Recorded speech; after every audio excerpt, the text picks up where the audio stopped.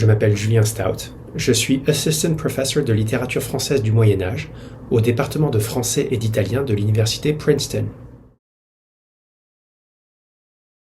Ce livre est issu d'un travail doctoral mené au sein d'un groupe de recherche international sur le fabliau. À l'origine, je devais analyser les quelques manuscrits de fabliau mettant en scène des figures d'auteurs. Cependant, au fil des échanges et des découvertes,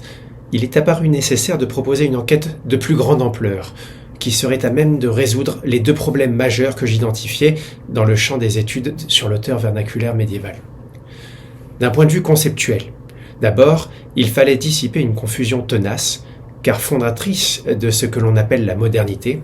entre l'auteur et le sujet, socle, suppôt et propriétaire de ses représentations mentales et esthétiques. Ce télescopage entre auteur et sujet moderne,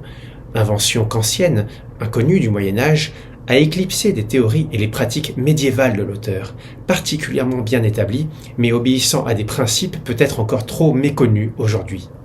Ensuite, d'un point de vue méthodologique, j'ai souhaité analyser un corpus qui ne soit pas constitué des mêmes poètes et des mêmes œuvres que les histoires de l'auteur médiéval ont pris l'habitude de citer systématiquement.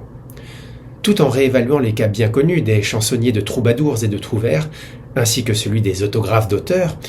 j'ai surtout examiné le texte et le paratexte d'un groupement de 25 manuscrits, établis à la suite d'un survol méthodique de la tradition manuscrite de quelques centaines de noms d'auteurs légués par les textes littéraires de langue française, depuis ses débuts jusqu'au bouleversement culturel précédant le Moyen-Âge tardif, époque mieux étudiée par les historiens de la paternité littéraire.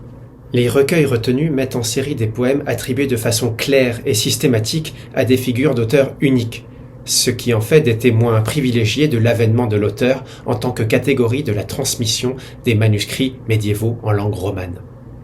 On y retrouve les célèbres chrétiens de Troyes, Rutebeuf ou encore Adam de la Halle, mais également des figures moins connues des modernes tels Philippe de Tampes, Pierre de Beauvais, Nicole Boson ou même Vatriquet de Couvain.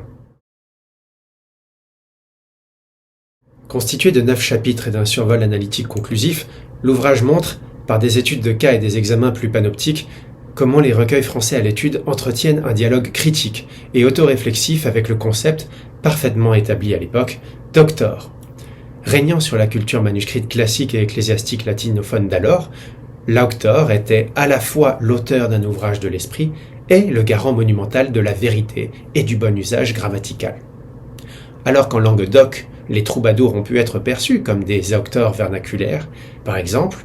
il semblerait que l'idée d'un auctor de langue française ait provoqué davantage de réticence, ce qui illustre les recueils de mon corpus.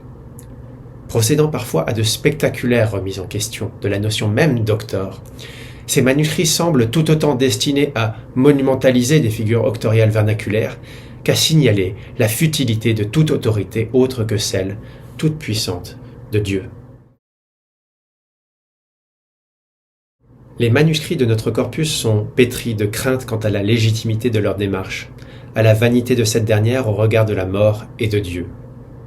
Les figures auctoriales qui peuplent ces recueils, de Philippe de Tampes à Nicole Boson, de Rutebeuf à Adam de la Halle, n'annoncent pas simplement le sacre de leurs homologues de l'époque moderne. Elles n'avancent pas à tâtons et dans un état de demi-conscience,